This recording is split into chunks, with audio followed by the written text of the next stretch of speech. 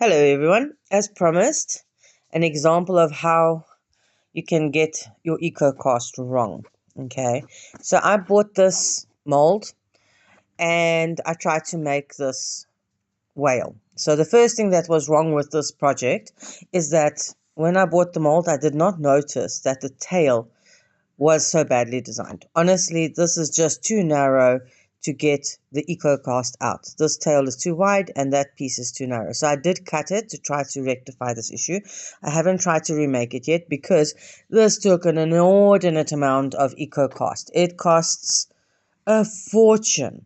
If you really think about the fact that this took about a kilo of Ecocast. So this is the lid. The lid doesn't fit very well.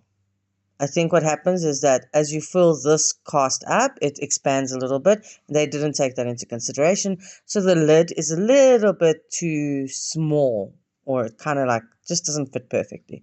Either way, I did drop it as I was taking it out because I got a bit of a fright. Someone made a loud noise and I dropped it. So that was what happened there.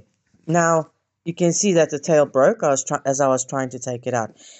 It is possible that this would not have been a problem with something like resin, the regular resin.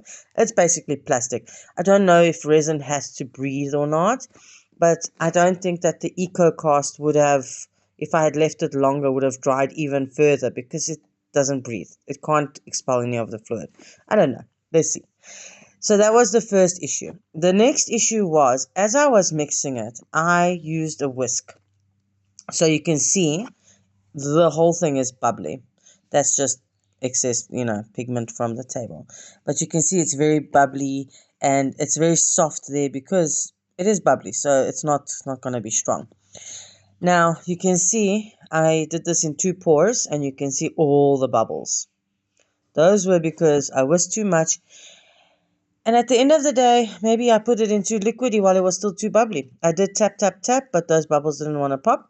And this was the first 500 grams of the mix, and then this was the second 500 grams, and I literally had nothing left over. So this mold alone took at least a kilo of the Ecocast. So mistake number 1, the mold. Mistake number 2 was mixing it too fast or not allowing it to get a little bit thicker a little bit before I started to pour it. Perhaps. But you can see it looks terrible. It's not really something that I would try to do 2 molds of, but it will take at least a kilo of Ecocast to make something like this. It is a lovely mold, so I will try it again one day when I have leftover Ecocast. I'll put sticky tape here before I pour the mold, and then once I've finished it and it's set a little bit, then I will take the sticky tape off and hopefully I'll be able to get the tail out. So here's just some of the pitfalls of what can happen when you're doing these things. All my other molds came out perfectly fine. You can see this is quite nice and smooth. You can see the bubbles, unfortunately. But I think that was more me mixing or my mixing style. The other mold that we did was the tray, and that one came out perfectly. The client mixed it so nicely, and it was a nice thicker paste when it came out instead of very liquidy like when I whisked it.